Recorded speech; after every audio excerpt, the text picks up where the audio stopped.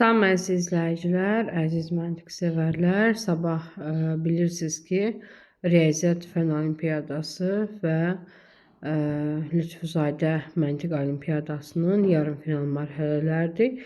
İlk öncə hər birinizə uğurlar arzu edirəm. İnşallah hər kəs əziyyətinin bəhrəsini görər və çəkdiyi əziyyətlər yerdə qalmaz. Bugünə kimi nə işləmişiksə, nə oxumuşuqsa, hansı testlərlə tanış olmuşuqsa, inanın ki, imtahanda sizə çox kömək olacaq. Və buna işlədiyimiz testlərə oxşar biz dəfələrlə testlər işləmişik, istənilən ədəbiyyatdan məsələlər işləmişik və artıq siz sualların əksəriyyətindən tanırsınız. Deməli, bugün mən sizlərlə Elsəvər Vəliyevin 5-ci, 8-ci sinif kitabından test 2-nin izahını verəcəm. Bugündən inşallah bizim yaratdığımız qruplarda aktiv olaraq paylaşımlar olacaq. İnşallah ki, sizlərin içərisindən final mərhələsinə keçən və uğurlu nəticə əldə edən şagirdlərimiz olacaq. Deməli, birinci sualımızla başlayaq. 20 dənə sualın izahını verəcəm bu videoda. 20 dənəsini də digər videoda. Qeyd etmək istəyirəm ki, Elsəvər Vəliyevin 5-8-ci sinif kitabının video izah qrupu var. O qrupa qoşulmaq üçün də aşağıda qeyd edəcəyim əlaqə vasitələrindən bizlə əlaqə saxlaya bilərsiniz. Deməli, birinci sualda bizə deyir ki, hər bir sualı çalışacağım xırdalana qədər izah edeyim. Aşağıda dairəvi diaqramda şagirdlərin topladığı səslər faizlə göstərilib. Səsvermədə 1000 şagird iştirak etdiyinə görə Kamilin topladığı səs nə qədər olur? Deməli, biz bu testimizdə necə yazırıq? İlk öncə, ümumi şagird 1000 nəfərdirsə, Cəmilin topladığı səs sayını tapmaq üçün biz nə edirik? 1000-in 20%-ni tapırıq. 1000-in 20%-ni tapmaq üçün 1000-i %20-yə vururuq. Eləcə 200. Yəni, Cəmil 200 səs toplayıb. Rasim isə 45 səs toplayıb. Yəni, 1000-in 45%-ni tapırıq. Bu da eləyəcək 450. Kamilin topladığı səsi tapmaq üçün ümumi şagird sayından, yəni 1000-dən çıxıram. 450 ilə Rasimlə Cəmilin səsləri sayını eləcək 650. Cavabımız da 1000-dən 650 çıxanda bizə verəcək 350 B variantını. Deməli, ikinci sual. Birinci sual asan suallardan idi. 1 ballıq suallardır. İkinci sualda deyir ki, aşağıda şəkildə göstərilən istənilən iki qonşu nöqtə arasındakı məsafə 30 cm olduğuna görə rənglənmiş hissənin perimetri neçə metrdir? Uşaqlar,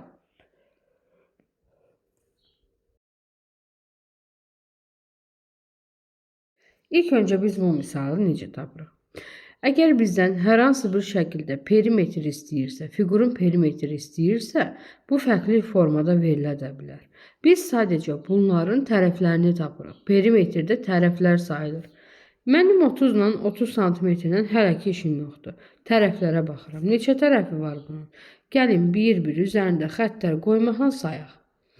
1, 2, 3, 4, 5, 6, 7, 8, 9, 10, 1, 12, 13, 14, 15, 16, 17, 18, 19, 20, 21, 22, 23, 24, 25, 26. 26 dənə tərəfi var.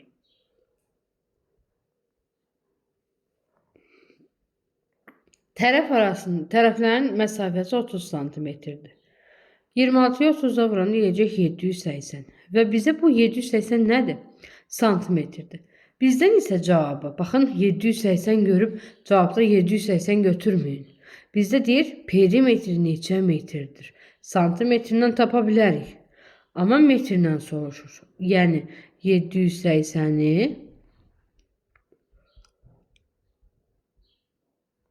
bölürəm 100-ə.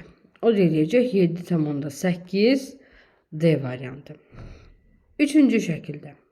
Üçüncü sualda deyir ki, aşağıdakı şəkildə hər bir kvadratın sahəsi bərabər olduğuna görə rənglənmiş hissənin sahəsi bütün fiqurun sahəsinin neçə faizini təşkil edir? Ümumi burada 2, 4, 6, 8. 64 dənə kvadrat var. Buradan yazaq. 64 dənə kvadrat var və bunlardan neçəsi rəngli idi? Üçüncü sualdır.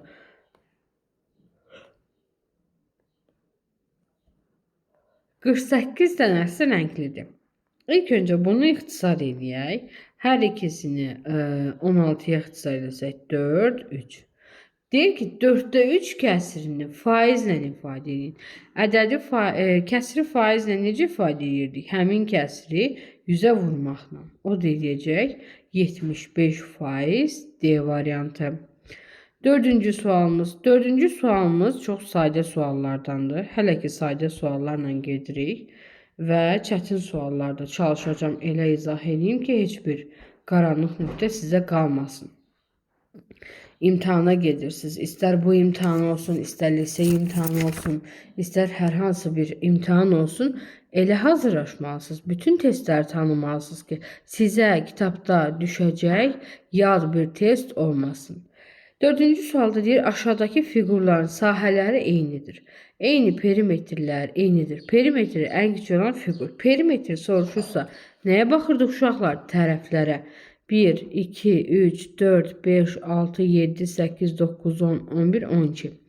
A variantında 12 tərəf var. B variantına baxaq. 1, 2, 3, 4, 5, 6, 7, 8, 9, 11, 12, 13, 14. B variantında 14 dənə tərəf var. C variantında 1, 2, 3, 4, 5, 6, 7, 8, 9, 10 dənə. C variantında 10 dənədir. 1, 2, 3, 4, 5, 6, 7, 8, 9, 10, 11, 12. D variantında 12 dənədir. Perimetri ən kiçik olan hissə bizdə rəqəmlərin ən kiçik olan ədəddir.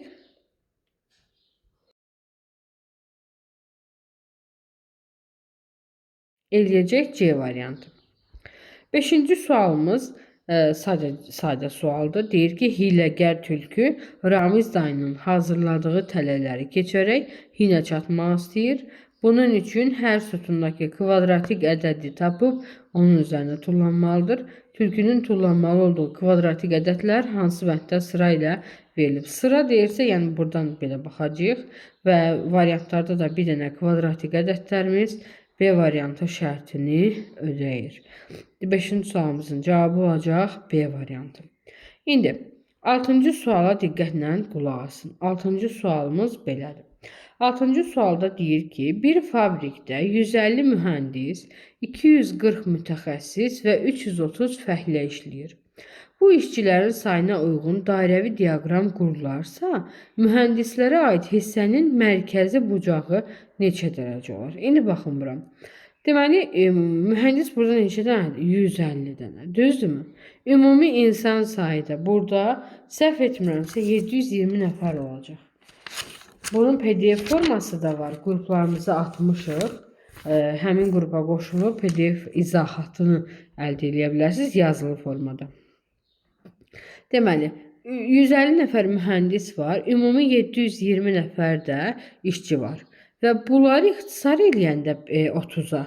30'a ixtisar eləyəndə burada olacaq 5, burada olacaq 24. Olacaq 24'də 5.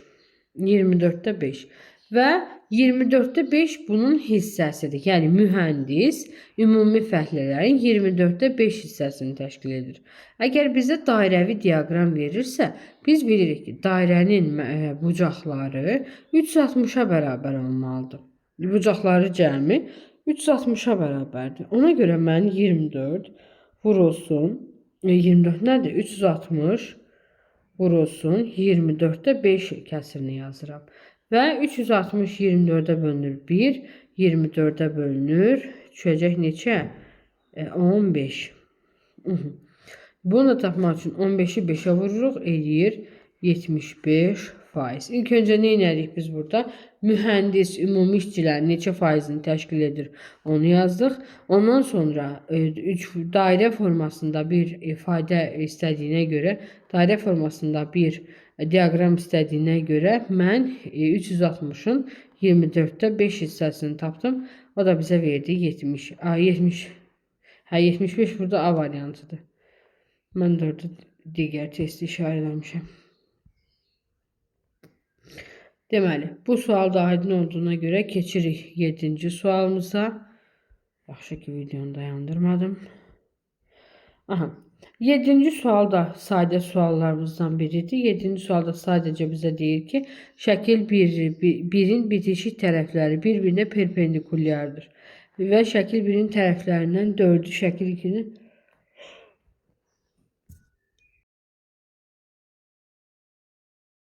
şəkil 2-ni əldə etmək üçün silinir. Burada çox çətin bir şey yoxdur. Sadəcə bizə verilən ədədləri sağ tərəfə yazmalıyıq. 8, mən aşağı hissənin neçə olduğunu bilmək üçün, bura 2-dirsə, bura 1-1-dirsə 2-dir. Deməli, bura 4 olacaq. Yuxarı 6, bu balaca yer 1 olacaq. Və bunları da toplayanda 8 plus 4 plus 6 plus 1 bərabər eləyəcək 19-a. D variantı. 8-ci 8-ci sualımızda deyir ki, yalnız 0 və 1 rəqəmləri istifadə edilərək əldə edilən 4 rəqəmli 2 ədədin fərqi aşağıdakılardan hansı ola bilməz? Mən 0 ilə 1 istifadə edirəmsə, mənim heç vaxt fərqim 98 ola bilməz. Təbii ki, 101 ola bilər, 100 ola bilər, 91 ola bilər. Amma 98-i mən əgər 0 ilə 2-yi istifadə etsəydim ala bilərdim. Amma mən istifadə edirəm burada neçiyim? 1 ilə 0. Ona görə də 98-i ala bilmərik. 9-cu sualda deyir, 6 ədədin ədədi ortası 45-dir. Bu 6 ədədə hansı ədəd əlavə edilərsə, ədəd orta 60 olar. İlk öncə mən 6 ədədin hansı olduğunu bilmirəm və 6 dənə ədəd ortayı tapmaq üçün ədədlərin cəmini bölürəm ədədin sayına və bərabər edirəm 45-ə. Ədədi bilmədiyimə görə x-i təxmin edirəm ki, x ədədlərinin cəmi 6 vuraq 45-dir. Yəni, x bərabərdir 270-dir. Düzdürmü? Baxın, buraya yazarım x bərabərdir 270-ə. İndi deyir ki, bu 6 ədədə hər hansı bir ədəd əlavə eləyəndə artıq olur bu x bölüs 7. 7-dən ədəd olur axı. Və bu da 60-a bərabərdir. Və buradan da mən x-i tapa bilərəm. 60 vuraq 7, 420. Və deyir ki, alınan ədəd, yəni əlavə edilən ədəd hansıdır? Mən bu ədədi tapmaq üçün 420-dən çıxıram 270-i. Cavabımız da qalacaq burada bizdə 150. D variantı. Ümid edirəm, başa düşdünüz. Sadəcə ədəd ortanı tapırsan və bərabərləşdirirsən. Deməli, 10-cu sualda deyib, bir sinifdə şagirdlər partalara 3-3 oturarsa 8 şagird ayaq üstə qalır. Əgər 4-4 oturarsa 3 parta boş qalar. Mən burada daha rahat və sədə tapmaq üçün variantlarla işləmişəm. İlk öncə kiçik rəqəm qoymuşam, alınmayıb. Sonra böyükdə doğru getmişəm və sinifdəki partaların sayını 20 demişəm. İndi sinifdəki partaların sayı 20-dirsə, bir sinifdə şagirdlər partada 3-3 oturarsa, 8 şagird ayaq üstə qalır. 20 parta var, hər partada 3 şagird oturanda 60 şagirddirsə, 8-i də ayaq üstə qalırsa, cəmi neçə şagirdimiz var? 68. Gəlin görək bu digər şərtdə ödəyirmi? Və deyir ki, əgər 4-4 otururlarsa, 68 bölünsün 4 otururlarsa, bərabər eləyəcək 17, 3 dənə də parta boş qalır. Bəli, 20 parta götürmüşdüm. 4-4 otursa 68-i 4-ə bölürəm, düşəcək 17. 20-dən də 17 çıxanda, 20-dən də bu dolu partaların sayını çıxanda qalacaq 3 boş parta. Və bu sinifdə neçə parta var? Həqiqətən də gördük ki, 20 şərti bizim cavabımızı ödəyir. İndi burada nə deyir? Deyir, 2 ayaqqabı təmirçisi, 2 ayaqqabı təmirçisindən, 2 ayaqqabı biri gündə 10 dənə ayaqqabı, digəri isə 15 ayaqqabı təmir edir. Mən onun birinə 10x yazıram, digərinə 15x yazıram.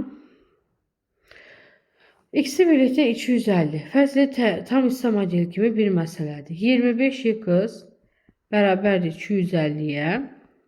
X bərabərdir 10-a. İndi X 10-dursa, bu 100-dürsə, bu da 150-dirsə, bunların arasında nə qədər çox ayaqqabı var? Yəni biri digərinə nə qədər çox ayaqqabı istehsal eləyir? 50 dənə təmin eləyir, 50 dənədir. İndi 12-ci şəkildə əlavə şeylərimizi silək. 12-ci şəklimizdə deyir ki, aşağıdakı bumeranqın Y xəttinə görə simmetriya aşağıdakilərdən hansıdır? Simmetriya deyəndə bu formada aşağı düşəcək. Yəni bu da bizim variant olaraq eləyəcək. Hansı variantımız 12-ci sualda? D variantı. Baxın, D variantında bizim oxşarlarımız var. Aha. İndi baxın. Deyəcəksiniz ki, müəllimə nəyə görə A variantı götürmədik? Baxın uşaqlar, diqqətli olun. İndi məsələn mən variantların içərisində qaldım ki, mən sizə D dedim, A-ya baxdım ki, A ilə D-nin fərqi nədir? Çıxıntılarına baxın. Görürsünüzmü? Burada hər ikisində işarə var. Məntiq sadəcə diqqət tələb edir. Burada ağzı aşağıda birində işarə var, birində yoxdur. Bunda isə birində işarə var, birində yoxdur. Amma bizdə hər ikisində işarə olduğuna görə D variantını gönül rahatlığı ilə götürə bilərik. 13-cü sualda. Deyir ki, 13-cü sualımız həm maraqlıdır, həm asandır. Bir də şagirdlərimə qeyd eləmişəm. Dəfələrlə sizə də qeyd edirəm. Əziz şagirdlər, sualın mətni nə qədər çox olursa, demək sual o qədər asandır. Yəni bizə lazım olan məlumatlar həmin mətndə daha çox verilir. Deməli 13-cü sualda deyir ki, Yusif dostlarına satmaq üçün bir ədədi 5 manata 17 dənə top alır. 17 dənə top alır, birini də 5 manatdan alır. Alırmı burada 85 manata top? Ümumi 85 manat alır. O toplara hava vurarkən 5'i partlayır. Əlində qalır 12 top. Düzdürmü? Baxın burada 17 çıxaq 5 yazın. Sizə tam aydın olsun. 17 çıxaq 5 bərabərdir 12'ye. O topları 5'i partlayır. Yusif bu topların satışından 500 qəpik əldə etmək üçün, gəlir əldə etmək üçün də, yəni 5 manat əldə etmək üçün 85'in üstə 5 qəndi eləyəcək, 90 manat əldə etmək istəyir. Qalan toplar deyil, neçə qəpiyə satmalıdır? Yerdə bizim nəyimiz qalıb? 90 manata satmaq istəyirsə, 90'ı böləcəm qalan topların sayını. O da eləyəcək 7 tamamda. Aha, bir dəqiqə. Demək üçün qalan topların neçə qəpiyə satmalıdır? Bəli, 7 manat 50 qəpiyə. Qəpik formasında istəyirsə 750 qəpiyə. Bəli, 12, 500, mən 90 manatı qəpik manat formasında götürmüşdüm. Topu da top forması, amma bizə qəpiklə istəyir. 90 manatımız, 1 manatımız 100 qəpikdirsə, 90 manatımız 9000 qəpikdir. Və bir top 12 dənə əlimizdə topumuz var deyə 9000'i 12'ye bölürük. 90'ın içərisində 2, 12 eləyəcək neçə dəfə? 7 dəfə. 7 dəfə 84, 60'ın içərisində 5 dəfə 0. 750 A variantı. Doğru almışıq həqiqətən də. 14-cü sual. 14-cü sual kublar mövzusuna aiddir və baxaq görək bizə nə deyir. Deyir ki, verilmiş şəkillərə görə növbəti şəkil aşağıdakilərdən hansı ola bilər? Aha.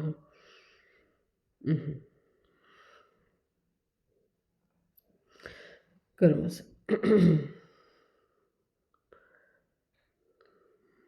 Qırmızı olacaq kəsin. Çünki biri göylə, biri qırmızı ilə, biri göylə başlayırsa cavabımız qırmızıdır. Ona görə vaxt itirmədən A variantının, C variantının üstündən xətt çəkirik. İndi burada nə deyir? Deyir, bu şəkillər çevrilib. Necə çevrilib? Baxaq. 4, birin qarşısında 6, 2, tərsinə çevrilib. 6, 4 aşağıda qaldı, 5. İndi mən 3-cü şəkildə çevirmək üçün, 3-cü şəkili çevirmək üçün deməli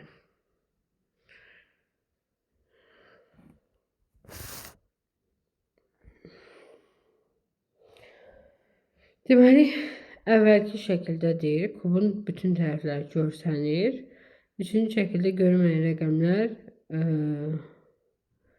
görünməyən rəqəmlər lazımdır bizə. Deməli 2 beyazlıqda, göy qubda, göy hərfi. 1 gördük, 2 gördük, 3 gördük, 4 gördük, 5 gördük, 6 gördük. Düzdürmü? Burada sadəcə kubun çevrilməsində biz bütün rəqəmləri görməliyik. Yəni kubda 7 dənə ədəd, o 6 dənə ədəd olmurmu? Biz bunun 6-sını da görməliyik. İndi 6 dənə ədəddən biz qırmızıda 3'ü gördük, 5'i gördük, 6'yı gördük. Və bizə çatışmayan hissə 1'dir, 2'dir, 3'dür. Düzmü deyirəm? 1, 2, 3 de yok, 4. Üzrü say, 3 burada var. 1, 2, 4 eləcə A variantı. Bəli. Mən qırmızı göyə əsasən nəzərdə tutmuşdum. Amma gedişatımız belə idi. Bir də izah edirəm. Deməli, deməli, biz burada nə edirik? Göy qutuda bütün kvadratın tərəfində verilən 6 rəqəmlərin 6'sı da görsənib. Hər iki qutudan söhbət gedir. Qırmızı qutanda elə hazırlamalıyıq ki, məsələn 3, 5, 6 görsənibsə, 4, 1, 2 də həmin qutuyu evdə həmin qutuyu görmə, yəni həmin qutuyu deməli 3, 5, 6 görünübsə, 3, 5, 6 görünübsə, növbəti dəfə 1, 2, 4 görünəcək. 1, 2, 4 də bizim A variantımızda var. 15-ci sual. 15-ci sualda deyir, bir idmançı qaçmaq üçün, kənardakı şəkilləri silim. Aha. Bir idmançı qaçmaq üçün özünə bir hədəf müəyyənləşdirir. Əvvəlcə yolun yarısını qaçır. Aha. Əvvəlcə yolun ümumi yol x-dir. Əvvəlcə yolun yarısını x plus 2.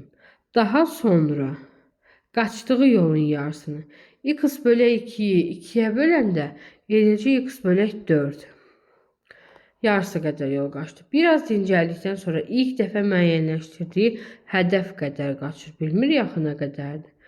Hədəf qədər qaçır və bu idmançı cəmi 21 kilometr qaçdığına görə yolun yarısının uzunluğu neçə kilometrdir? Bu tənliyimizi yazdıq. Gəlin bir kənarda bu tənliyimizi hesablayaq. Deməli 4'də 2'də 1, 4'də 1, 4'də 2 x. Yox, 4'də 3 x. Üstə gələk x bərabər 21'ə. Hər tərəfi yazım gözünüz görsün də burada. 4'də 3 x üstə gələk x bərabər 21'ə. X-ı 1'də 1 şəklində götürsəm olacaq 1/4'də 3 x bərabər 21'ə. 1/4'də 3 kəsirini düzgün olmayan kəsirə çevirəndə 7. 4'də 7. 4'də 7 x bərabər 21'ə. X bərabər 21 bölək 7 vuraq 4. 3, 12'ye. X bərabər elədi neçə? Neçə kilometr? 12 kilometr. Və ümumi yolumuz x idisə, x-in yarısını bizdən istəyir. O da A variantı 6. Növbəti 16-cı sualda deyir ki, ədədlər 2-2 qruplaşdırsaq, cəmi eyni olan qruplar əmələ gətirər. Hansı ədəd 15 ilə eyni qrupda olar? Baxın, mən bu formada elədim. 38 mi?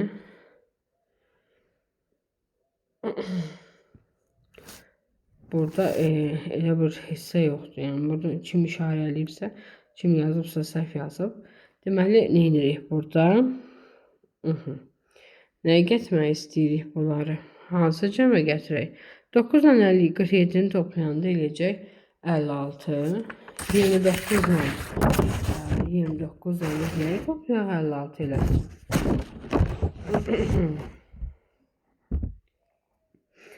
29 ilə 47'ni toplayanda 6, 70, 86.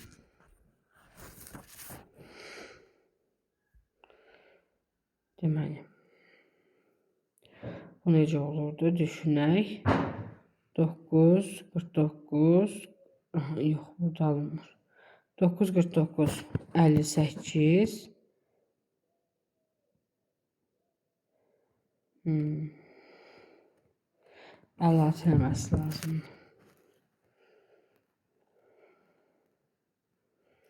Böyük rəqəmlər var, ona görə seçməliyik. 16-cı sualımızda necə yazmışıq burada? 16-cı sualımızda deyir, ümumi yoxlamada ortaq cəm olunacaq. Yəni 40 plus 22 40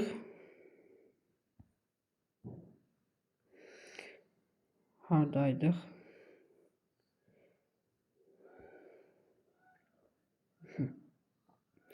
Deməli, 40 plus 22 hər birini 62-yə gətiririk. Deməli, 40 plus 22 62-yə, 29 plus 33 62-yə. Bizim burada bütün rəqəmləri 62-yə gətirsək, bir dənə 47-miz 62-yə 15 ədədini 62-yə gətirmək üçün üzərinə 47 gəlməliyik. Cavabımız yəni eləyir C bəndi. 17-ci sual. 17-ci sualda bizə nə deyir? 17-ci sualda deyir ki, tərəflərin uzunluqları tam ədəd olan 3 eyni ölçülü bərabər tərəfli üçbucaq birləşdirilərək trapesiya əldə edilir. Bu trapesiyanın perimetri aşağıdakilərdən hansı ola bilər? Deməli, burada neçə tərəf var? Perimetri 1, 2, 3, 4, 5, 5 dənədir. Düzdürmü? Üçbucaq birləşdirsək, trapesiya. Baxın, tərəf 5 dənədirsə, perimetr 5-ə bölünən bir ədəd olunacaq. 6, 36, 38 yox. Cavabımız eləyəcək 35 B bəndi. Tərəfimiz 5 dənədir.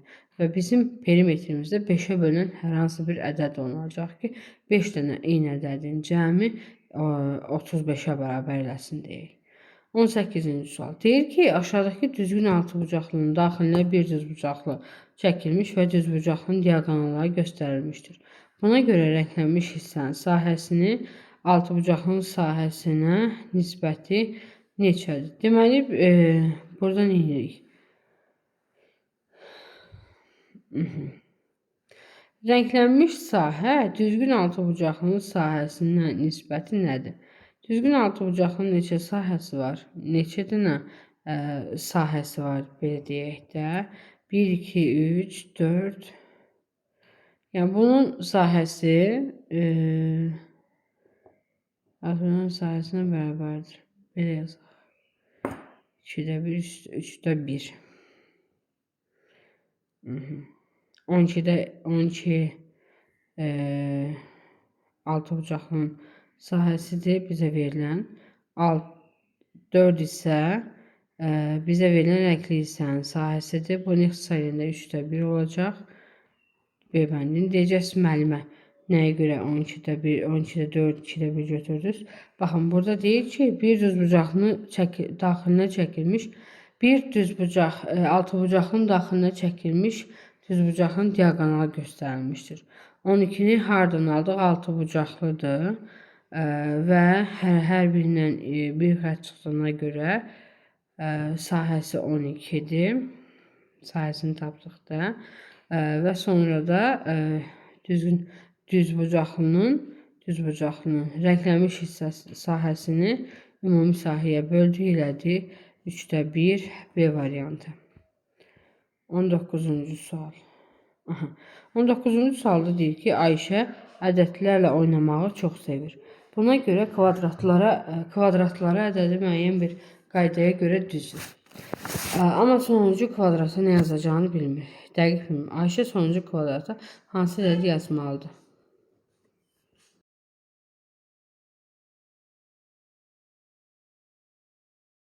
Deməli, ardıcıllığa baxsaq, 3-ün üstə 5 gələndə 8, 8-in üstə 7 gələndə 15. Deməli, 5, 7, 9 formasında irəliləyir. 5, 7, 9. Yəni, 15-in üstə 9 gələndə bu eləyəcək 24. İkincidə 2-nin kubu, 3-ün kubu, 4-ün kubu və növbəti 5-in kubu bu deyiləcək 125. 125. Cavabımız eləyəcək A variantı. 20-ci sual.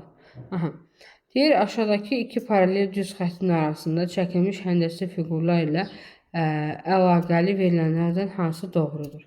Hər birinin iti daxili bucağı cəmi 360-dır, səhvdir. Hər birinin diaqonalı var, səhvdir.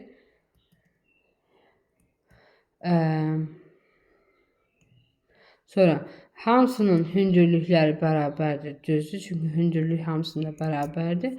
Hamısının daxilində simmetriya oxu çəkmək olar. Hamısının daxilinə simmetriya oxu çəkmək elə də olmaz, yox. Ona görə cavabımız eləyəcək C variantı, yalnız 3. Aha, sonra deməli 20-ci suala gəldik, çıxdıq. Növbəti 20-dən 40-a qədər olan sualda görüşərək.